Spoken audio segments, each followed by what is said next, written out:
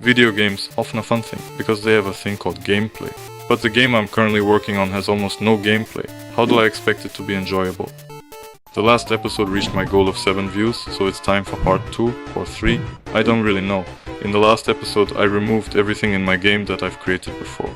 Wanna know why? Well, that's a good reason to watch previous videos. My game is called The Disc. That's right, The Disc. Don't write 100 comments asking what the game is called.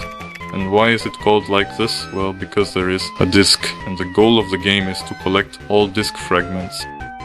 Yesterday, while playing my desert level for the 47th time in a row, I decided to launch a profiler and saw this. What do these graphs mean? I don't know, I'm not an engineer, but apparently these graphs want to say that my game is really laggy, and I don't want that. So I did the only thing that could be done in this situation. After some researching, I found out that one of the easiest ways to make my game less laggy is to use this node called Visibility on Screen Notifier. Basically it turns off the node when it's not on screen, which is going to boost my game's performance. After adding Visibility on Screen Notifier to almost every node in the game, I think it gets the job done. Now the game is more optimized. Now what about gameplay in my game? This time I don't want to make a tense game, I just want a relaxing walking simulator. Well, mostly the gameplay looks like this.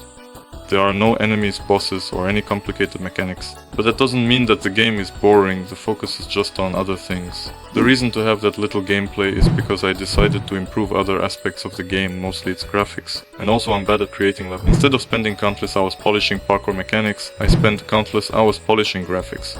Also, creating long complicated levels of course takes a lot of time, and I don't want to sit with the game for 2 years. At least not now. So now I just sit down and draw environments for a couple hours a day.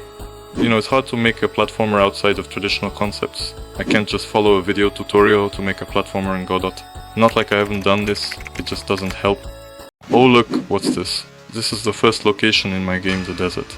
And it looks kinda empty because it is, well, if I press this little button here, yeah, now we have a working parallax.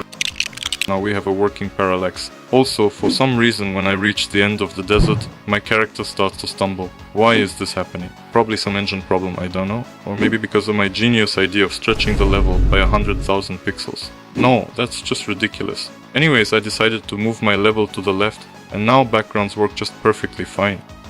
Now, take a look at this gameplay fragment.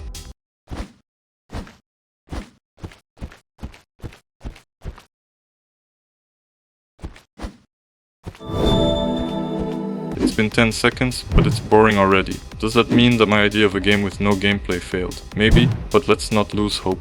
One important part that my game is still missing is music. I need some really cool atmospheric ambience. Also, I found this random program on my PC called FL Studio and opened it. Turns out you can make music in it. What a coincidence. So after spending an abnormally large amount of time in it, I composed this nice soundtrack.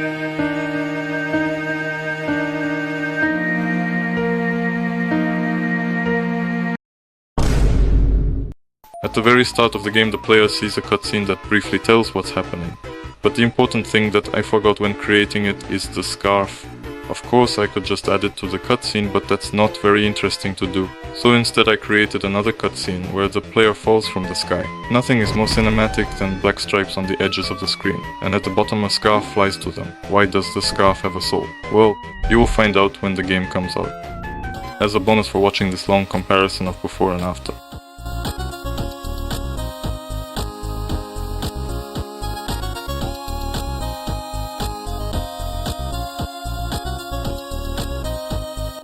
So now subscribe, join my Discord and everything else. See ya.